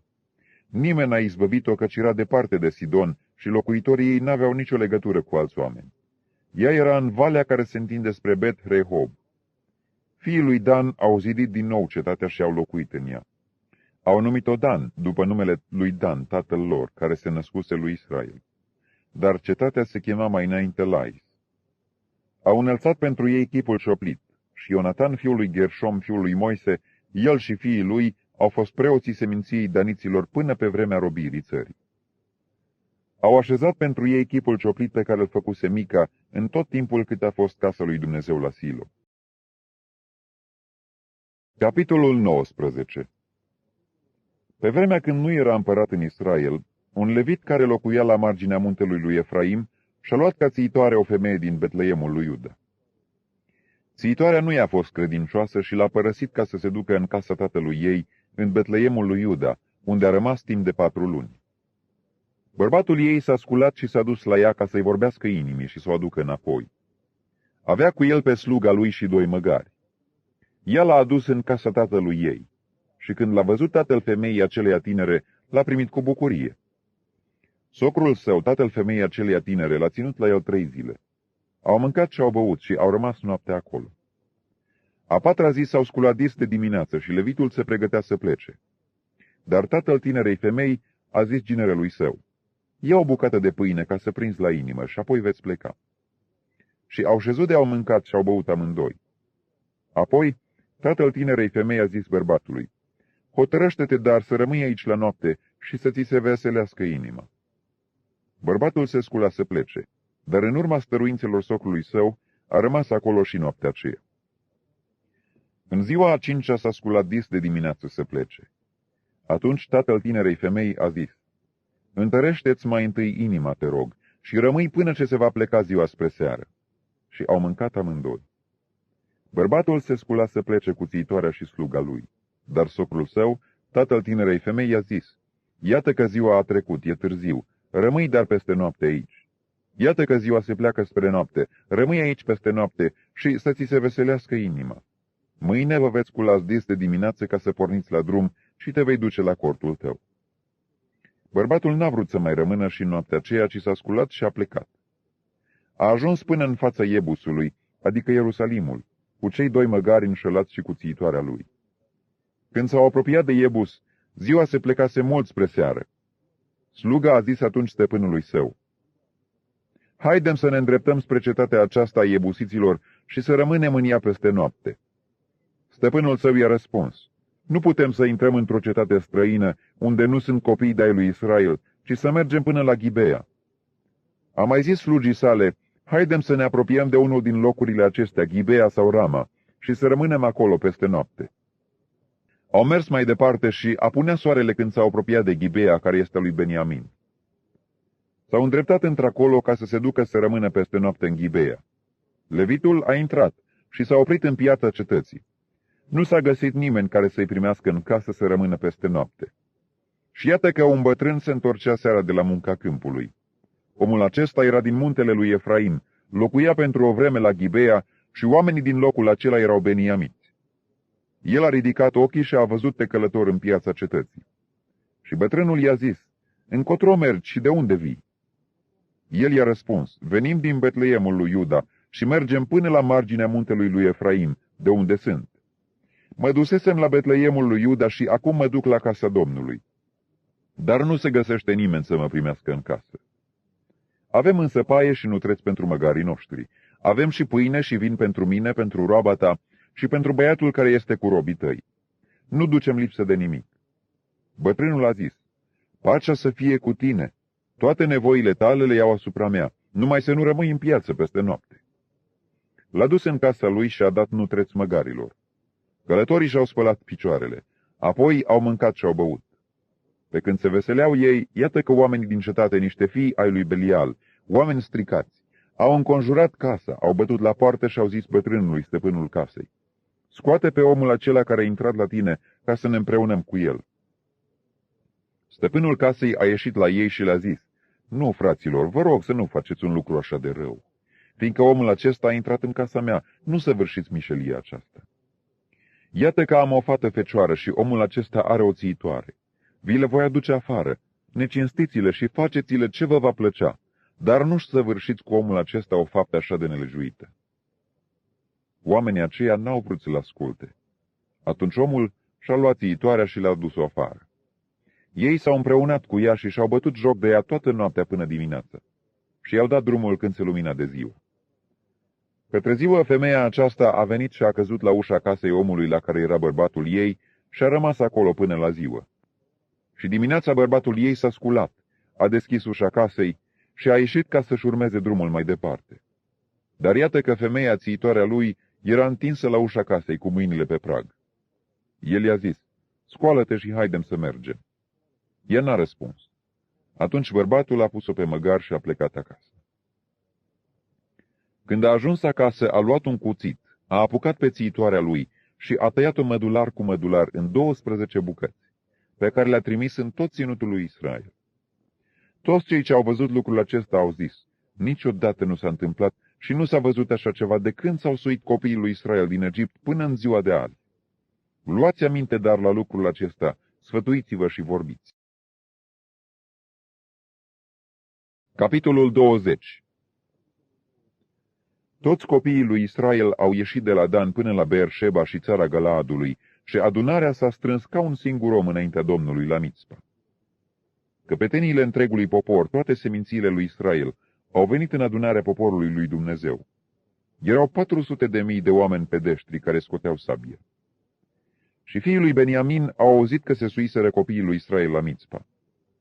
Copiii lui Israel au zis: spuneți cum s-a întâmplat această nelegiuire. Atunci levitul, bărbatul femeii care fusese ucisă, a luat cuvântul și a zis: ajunsesem împreună cu țiitoarea mea la Ghibea lui Beniamin, ca să rămânem peste noapte acolo. Locuitorii din Ghibea s-au sculat împotriva mea și au înconjurat noaptea casa în care eram. Aveau de gând să mă omoare. Au siluit pe țiitoarea mea până când a murit. Mi-am luat țiitoarea și am tăiat-o în bucăți, pe care le-am trimis în tot ținutul moștenirii lui Israel, căci au săvârșit o nelegiuire și o mișelie în Israel. Iată-vă pe toți, copiii ai lui Israel, sfătuiți-vă și luați o hotărâre aici. Tot poporul s-a sculat ca un singur om și a zis: niciunul din noi să nu se ducă în cortul lui și nimeni să nu se întoarcă acasă. Iată acum ce vom face cetății Ghibea, să mergem împotriva ei după cum vom ieși la sorți.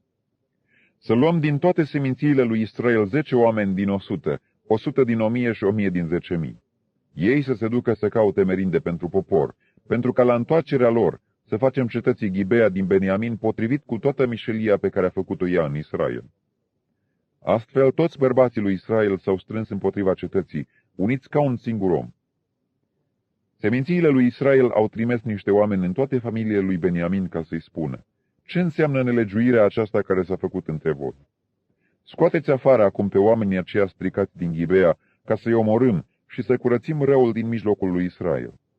Dar beniamiții n-au vrut să asculte glasul fraților lor, copiii lui Israel.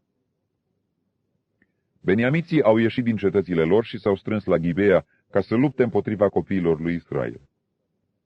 Numărul beniamiților ieșiți în ziua aceea din cetăți a fost de 26.000 de oameni, care scoteau sabia, fără să se mai socotească și locuitorii din Ghibea, care alcătuiau 700 de oameni aleși. În tot poporul acesta erau 700 de oameni aleși care nu se slujau de mâna dreaptă. Toți aceștia, aruncând o piatră cu praștia, puteau să ochească un fier de păr și nu dădeau greș. S-a făcut și numărătoarea bărbaților lui Israel, afară de ai lui Beniamin, și s-au găsit 400.000 care scoteau sabia, toți bărbați de război. Și copiii lui Israel s-au sculat, s-au suit la Betel și au întrebat pe Dumnezeu zicând: cine din noi să se suie întâi ca să lupte împotriva fiilor lui Beniamin? Domnul a răspuns, Iuda să se suie întâi. Copiii lui Israel au pornit dis de dimineață și au tăbărât la Gibea. Și bărbații lui Israel au înaintat ca să înceapă lupta împotriva bărbaților lui Beniamin și s-au așezat în linie de bătaie împotriva lor înaintea cetății Gibea. Fiii lui Beniamin au ieșit din Gibea și în ziua aceea au culcat la pământ 22.000 de oameni din Israel. Poporul, bărbații lui Israel, s-au îmbărbătat și s-au așezat din nou în linie de bătaie în locul unde se așezaseră în ziua dintâi. Și copiii lui Israel s-au suit și au plâns înaintea Domnului până seara. Au întrebat pe Domnul și au zis, să mă mai sui la luptă împotriva fiilor fratelui meu Beniamin? Domnul a răspuns, suiți-vă împotriva lui. Copiii lui Israel au înaintat împotriva fiilor lui Beniamin în ziua a doua. Și în aceeași zi, beniamiții le-au ieșit înainte din Gibea și iarăși au culcat la pământ 18.000 de oameni din copiii lui Israel, toți în stare să poarte armele. Toți copiii lui Israel și tot poporul s-au suit și au venit la Betel. Au plâns și au rămas acolo înaintea Domnului, au postit în ziua aceea până seara și au adus arderi de tot și jertfe de mulțumire înaintea Domnului. Și copiii lui Israel au întrebat pe Domnul. Acolo se găsea atunci chivotul legământului lui Dumnezeu. Și Fineas, fiul lui Eleazar, fiul lui Aaron, stătea pe vremea aceea înaintea lui Dumnezeu. Și au zis, să mai pornesc la luptă împotriva fiilor fratelui meu Beniamin, sau să mă las? Domnul a răspuns, suiți-vă, căci mâine îi voi da în mâinile voastre. Atunci Israel a pus niște oameni la pândă în jurul cetății Gibea. Copiii lui Israel s-au suit împotriva fiilor lui Beniamin a treia zi și s-au așezat în linie de bătaie înaintea cetății Gibea, ca și în celelalte dăți. Și fiii lui Beniamin au ieșit înaintea poporului și au fost trași departe de cetate. Au început să lovească de moarte în popor, ca și în celelalte dăți, pe drumurile cele mari care suie, unul la Betel și altul la Gibea prin câmpie, și au ucis aproape 30 de bărbați din Israel. Fiii lui Beniamin ziceau, iată-i bătuți înaintea noastră, ca și mai înainte. Dar copiii lui Israel ziceau, să fugim și să-i tragem departe de cetate la drumul mare. Toți bărbații lui Israel și-au părăsit locurile și s-au înșiruit de bătaie la Baal Tamar. Și oamenii lui Israel care stăteau la pândă s-au aruncat din locul în care erau, din Maare Gibea. 10.000 de oameni aleși din tot Israelul au ajuns înaintea cetății Gibea. Lupta a fost aprigă și beniamiții nu-și închipuiau prăpădul prin care aveau să treacă. Domnul a bătut pe Beniamin înaintea lui Israel și copiii lui Israel au ucis în ziua aceea 25.100 de oameni din Beniamin, toți în stare să poarte armele. Fiii lui Beniamin credeau că bărbații lui Israel sunt bătuți, căci aceștia făceau loc beniamiților și se bizuiau pe oamenii pe care îi puseseră la pândă împotriva cetății Gibea. Oamenii de la pândă s-au aruncat repede asupra cetății Gibea, au pornit înainte și au trecut toată cetatea prin ascuțișul săbiei. După un semn asupra căruia se învoiseră cu bărbații lui Israel, cei de la pândă aveau să facă să se înalțe din cetate un fum gros. Atunci bărbații lui Israel s-au întors în luptă. Beniamiții le omorâseră aproape 30 de oameni și ziceau, negreșit, iată-i bătuți înaintea noastră ca în cea dintâi luptă. Dar un fum gros începea să se înalțe atunci din cetate. Beniamiții s-au uitat înapoi. Și iată că flăcările se ridicau din cetatea întreagă spre cer. Bărbații lui Israel se întorseseră. Și bărbații lui Beniamin s-au înspăimântat văzând prăpădul care avea să-i ajungă. Au dat dosul înaintea bărbaților lui Israel și au fugit pe calea care duce în pustie. Dar năvălitorii s-au luat după ei, iar pe cei ce ieșiseră din cetate i-au culcat la pământ, căci îi prinseseră la mijloc. Au înconjurat pe Beniamin, l-au gonit și l-au zdrobit de îndată ce voia să se odihnească, până în fața cetății Gibea, înspre soare răsare. 18.000 de bărbați au căzut din Beniamin, toți voinici. Din cei ce au dat dosul ca să fugă spre pustie la stânca Rimon, bărbații lui Israel au nimicit 5.000 pe drumuri. I-au urmărit până la Gideom și au ucis din ei 2.000. Întreg numărul beniamiților care au pierit în ziua aceea a fost de 25.000 de oameni în stare să poarte armele, toți voinici. 600 de oameni erau cei ce dăduseră dosul și fugiseră spre pustie la stânca Rimon. Acolo au rămas 4 luni. Bărbații lui Israel s-au întors la fiii lui Beniamin și i-au trecut prin ascuțișul săbiei, de la oamenii din cetăți până la dobitoace, și tot ce au găsit. Au pus de asemenea foc tuturor cetăților pe care le-au găsit în cale. Capitolul 21.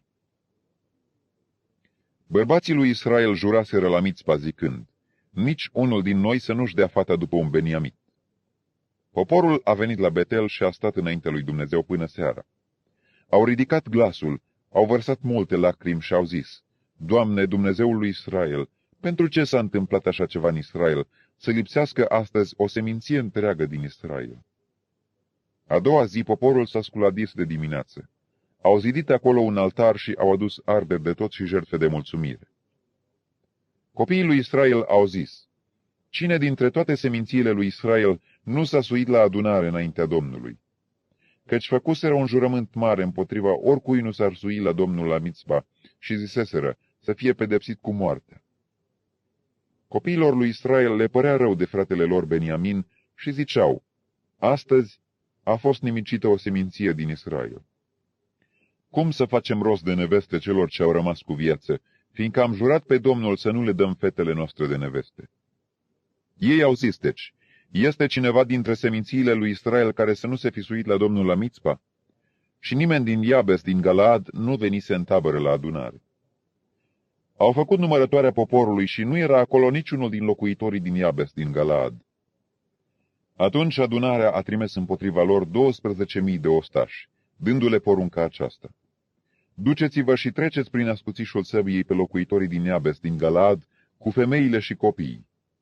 Iată ce să faceți: să nimiciți cu desăvârșire orice bărbat și orice femeie care a cunoscut împreunarea cu bărbat. Au găsit între locuitorii din Iabes, din Galaad, 400 de fete fecioare care nu se culcaseră cu bărbat și le-au adus în tabără la Silo, care este în țara Canaanului. Toată adunarea a trimis sol să vorbească fiilor lui Beniamin care erau la stânca Rimon și să le vestească pacea. În timpul acela beniamiții s-au întors și li s-au dat de neveste acelea pe care le lăsaseră cu viață din femeile din Iabes, din Galaad, dar nu erau destule. Poporului îi părea rău de Beniamin, căci Domnul făcuse o spărtură în semințiile lui Israel. Bătrânii adunării au zis: cum să facem rost de neveste pentru cei rămași, căci femeile lui Beniamin au fost nimicite? Și au zis: cei ce au mai rămas din Beniamin să-și păstreze moștenirea, ca să nu se șteargă o seminție din Israel. Dar noi nu putem să dăm pe fetele noastre după ei, căci copiii lui Israel au jurat, zicând: blestemat să fie cine va da o nevastă unui Beniamin. Și au zis: iată, în fiecare an este o sărbătoare a Domnului la Silo, care este la miază noapte de Betel, la răsăritul drumului care suie din Betel la Sihem, și la miază zi de Lebona. Apoi au dat următoarea poruncă fiilor lui Beniamin: duceți-vă și stați la pândă în vii. Uitați-vă și când veți vedea pe fetele din Silo ieșind să joace, să ieșiți din vii, să vă luați fiecare câte o nevastă din fetele din Silo și să vă duceți în țara lui Beniamin. Dacă părinții sau fraților vor veni să se plângă la noi, le vom spune: dați-ni-le nouă, căci n-am luat câte o nevastă de fiecare în război. Nu voi li le-ați dat. Numai atunci ați fi vinovați. Fiii lui Beniamin au făcut așa: și-au luat neveste după numărul lor, dintre jucătoarele pe care le-au răpit. Apoi au plecat și s-au întors în moștenirea lor. Au zidit iarăși cetățile și au locuit acolo. Și în același timp copiii lui Israel au plecat de acolo, fiecare în seminția lui și în familia lui, și s-a întors fiecare în moștenirea lui. Pe vremea aceea nu era împărat în Israel, fiecare făcea ce-i plăcea. Aici se încheie Cartea Judecătorii.